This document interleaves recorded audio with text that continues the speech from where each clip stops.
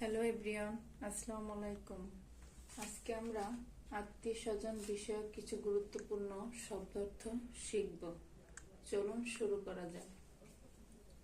Father বাবা, mother মা, ফোরফাদার পূর্বপুরুষ, ফাদার ইন ল শ্বশুর, মাদার ইন ল শাশুড়ি, গ্র্যান্ডফাদার দাদা বা নানা, গ্র্যান্ডমাদার দাদি বা নানি, ম্যাটারনাল আন্ট মামি, ম্যাটারনাল আঙ্কেল মামা, নিশ ভাগ্নি বা ভাইজি, নেফিউ ভাগিনা বা ভাতিজা, ওয়েট নার্স দুধ মাতা, ডটার কন্যা, সন পুত্র।